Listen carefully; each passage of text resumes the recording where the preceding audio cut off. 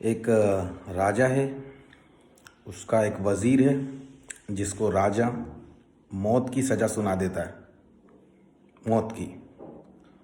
और उसके बाद घर भेज देता है उसको। तो जो वज़ीर है वो जाता है अपने घर, और घर पर जाकर सबको, अपने घर वालों को ये बोल देता है कि खुशियाँ मनाओ, झूमो नाचो और गाओ और जश्न मनाओ, इस टाइप से करो, इस टाइप से हरकत करो, पार्टी करो। कहने का मतलब ये है। तो घर वाले कन्फ्यूज़ हो जाते हैं कि यार तुम्हें मौत की सज़ा सुना दी और तुम पार्टी कर रहे हो, इससे क्या होगा। वज़ीर बहुत चालाक रहता है, बोलता है बस ऐसे ही करना जब तक मैं नहीं कहूँ कुछ और करने के लिए, क्योंकि राजा का मेन मोटिव है मुझे दुखी करना, जो कि मौत से हो सकता हूँ मैं। तो वो लोग पार्टी करते हैं। तो राजा अपने गुप्तचर भेजता है ये देखने के लिए कि देखो कि वज़ीर के यहाँ क्या एक्टिविटी है। तो उसके गुप्तचर यानी कि इन्वेस्टिगेटर जो होते हैं वो जाते हैं और ना इन्वेस्टिगेशन करते हैं। तो राजा को बोलते हैं कि ना वो तो बहुत सुखी है, बोले मेरे को मुक्ति मिल गई और ऐसा ऐसा, और पार्टी कर रहे हैं, बहुत सुखी है। तो वो राजा कंफ्यूज हो जाता है, यार मैंने तो इसको सज़ा सुनाई थी दुखी करने के लिए, बट ये तो इससे सुखी हो गया, ये तो उल्टा दाव पड़ गया। तो राजा फिर से कुछ सोचता है, फिर उसको वजीर को बुलवाओ कहता है सभा में। तो वो उसको गुप्तचर बुला के लाते हैं, मतलब उसके सिपाही फिर जाते हैं बुला के लेकर के आते हैं। राजा कहता है मैं तुम्हारी मौत की सज़ा को टालता हूँ, मतलब कि हटाता हूँ, माफ़ करता हूँ, तुम्हें जीना पड़ेगा अब और मेरी सेवा करनी पड़ेगी। अब ये मैटर अलग बात है कि वजीर से क्या गलती होती है वो कभी और बात करेंगे, तो मुख्य मोटिव बता रहा हूँ मैं आपको। तो राजा ये बोलता है कि ना अब तुम्हें मेरी सेवा करनी पड़ेगी और ना तुम्हें मेरे साथ रहना पड़ेगा और मेरी हर चीज़ माननी पड़ेगी और तुम्हें मेरे साथ ही बिताना पड़ेगा समय। जाओ अब अगले दिन आना। तो वज़ीर को भेज देता है राजा। अब वज़ीर जाकर घर में बोलता है कि दुख मनाना शुरू कर दो और ना बिल्कुल अफसोस मुंह उतारे बैठे रहो घर के सामने, रोना गाना मचा लो बिल्कुल। तो फिर राजा फिर से अपने गुप्तचर इन्वेस्टिगेटर भेजता है। तो होता क्या है कि ना जब इन्वेस्टिगेटर भेजता है तो देखने को ये मिलता है कि वो तो बहुत दुखी हैं, मुंह उतारे बैठे हैं, रो रहे हैं, गा रहे हैं, डीप रहे हैं, रांडे रोने हैं। तो आकर वापस गुप्तचर जब बताते हैं राजा को कि आपकी चाल कामयाब हो गई, वो तो बहुत दुखी है। तो राजा बोलता है वो मारा, मेरा मेन मोटिव था ये वजीर को रुलाना, दुखी करना। और वजीर अंदर अंदर खुश था, सुखी था कि उसकी चाल देखो, उसकी चाल देखो, उसको मरना नहीं था बट उसने शो नहीं होने दिया, राजा को शो नहीं होने दिया। क्योंकि अगर वो शो कर देता दुखी होकर तो कब का वो मौत के घाट चढ़ गया होता। बट उसने उस जगह पर क्या इस्तेमाल किया कि बहुत खुश है। तो कोई भी किसी को सज़ा देता है दुखी करने के लिए देता है ना, बट उल्टा दाव देखा राजा ने, तो राजा ने अपना निर्णय बदल दिया। बदले हुए निर्णय से वजीर दुखी रह रहा है जबकि जान बच गई उसकी। तो राजा सोचता है उसने बड़ा दाव खेला। अब बताइए आप, राजा मूर्ख तो नहीं है, महामूर्ख है, और वजीर कितना चालाक है। तो ये रियलिटी है, असल लाइफ है ये। तो आप जैसे वीडियो देखते हैं ना कि ना, और लोगों के वीडियो देखते हैं और आप सोचते हैं कुछ सीखने को मिलेगा। मैंने इससे पहले वीडियो में बताया था बड़े बड़े एनिमेशंस देखने को मिलते हैं आपको, है ना, कि बड़े बड़े चित्र हैंड राइटिंग से लिख रहे हैं, तो आकर्षण रहता है उसमें, बंदा अट्रैक्ट होता है उससे, कितना अच्छा वीडियो है। मिलता कुछ नहीं है उससे।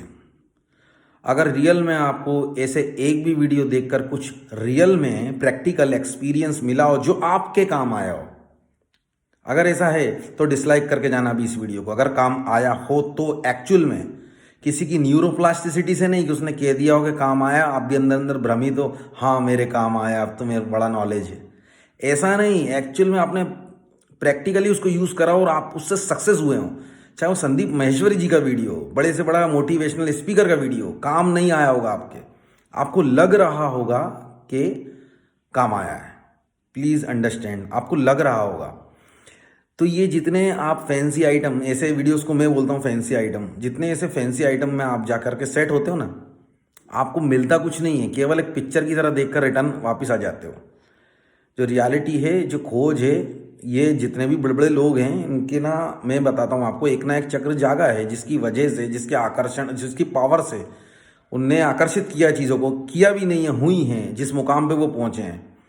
और अगर आप सत्य की खोज में हो, रियलिटी की खोज में हो, या कुछ भी ऐसा है आपके अंदर, क्योंकि मैं तो अपनी लाइफ में पूरा पढ़ाई भी नहीं की मैंने, केवल इसी चीज़ पे रिसर्च किया है मैंने, सत्य का खोज, यानी सत्य की खोज, ब्रह्म ज्ञान, रियलिटी, व्हाट इज ट्रुथ, सिर्फ केवल मैंने यही किया है, इसके अलावा मैंने कुछ नहीं किया। बहुत नॉर्मल पढ़ा लिखा हूँ मैं, और इसी में शुरू से इंटरेस्ट था मुझे, जिसके बेस पे मैं जो जानता हूँ वो ना बिना शरीर के जानता हूँ। ये समझ लीजिए कि ना ये मन बुद्धि से जानी हुई चीज़ नहीं है कि आज कल कुछ कहा और परसों कुछ कहा, इससे परे का जानना है, यानी कि शरीरी और अशरीरी वाली जो स्थिति है उसको अचीव किया है। ताकि मैं सोचता हूँ कि, और रियलिटी ऐसी कड़वी है कि कोई सुनेगा नहीं, मेरे से पूछिए भाग जाएगा, बोलेगा कि क्या फालतू की बात कर रहा है, इतने बड़े मोटिवेशनल स्पीकर को ऐसा बोला।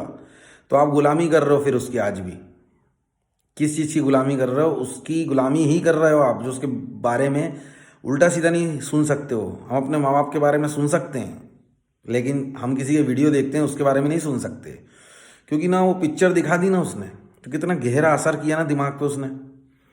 तो जो राजा परीक्षित था, आपने भागवत में सुना होगा, श्रीमद् भागवत, उसने सुखदेव से पूरा ज्ञान लिया 7 दिन का। ये मैं अगले पार्ट में अच्छा कनेक्ट करूँगा आपको, क्योंकि ये बहुत बड़ा है। इसको रेगुलर सुनोगे तो आपकी ना जो ये बुद्धि के कोश होते हैं, जिसको बोलते हैं शास्त्रों के शब्दों में विवेक, है ना, ये आपका जागृत होने लगेगा। और बिनु सत्संग विवेक ना होई, राम कृपा बिना सुलभ न सोई, है ना, बिना सत्संग के विवेक जागृत नहीं होता। और ये बिल्कुल रियलिटी है, बिल्कुल नंबर 1 का क्वालिटी का सत्संग है। तो इसमें उसको दर्द नहीं हुआ था, तक्षक ने उसे काटा था, जबकि सुखदेव ने उसको पूरी भागवत सुना दी और उसने पूरी समझ भी ली, आप जानते हो। लेकिन समझने के बाद में भी तक्षक ने उसे काटा और उसका देह मर गया, आत्मा तो ऑलरेडी अमर है। फिर उसने क्या ऐसा उसके साथ परिवर्तन हुआ, केवल उसको पता चल गया। किसको पता चल गया? बॉडी को। उसको पता चल गया तो वो तो ऑलरेडी पता है ना, जो आत्मा है उसको तो पहले से ही मालूम है कि वो कौन है। उस महाज्ञानी को, उस सर्वज्ञ व्यापी को, उस सर्वत्र ज्ञानी को, उस महातत्व को, उस परमात्मा को क्या कुछ समझाने की जरूरत होती है? वो तो ऑलरेडी समझा है। फिर समझ में किसको आया? बॉडी को कभी आ नहीं सकता, क्योंकि बॉडी तो जड़ है, यानी कि एक पत्थर की तरह है, जो काम करती है, रिएक्ट करती है, इंप्रेशंस आते हैं जिस पे वो रिएक्शन करती है ना। तो समझ में क्या आया उसको? केवल भ्रम टूट गया उसका, मकड़ जाल जो मैट्रिक्स है, जो माया है, वो टूट गई, जिसकी वजह से उसको एक कॉन्फिडेंस आ गया। ये रियलिटी पता चल गई कि दर्द नाम की कोई चीज़ होती ही नहीं है। तो उसके अंदर क्या हुआ, ये जैसे ही मकड़जाल टूटा तो तैयार हो गया कि अब कुछ भी हो जाए, ना दुख होता है, ना दर्द होता है, कुछ भी नहीं होता। और वाकई में 6 विकार नहीं होते, यही रियलिटी होती है। और कनेक्ट करूँगा मैं आगे, आप कमेंट करा करिए ना, ठीक है। तो फिर मिलते हैं, सब्सक्राइब करिए, रियल चैनल है, दिल से नाम है। Thank you.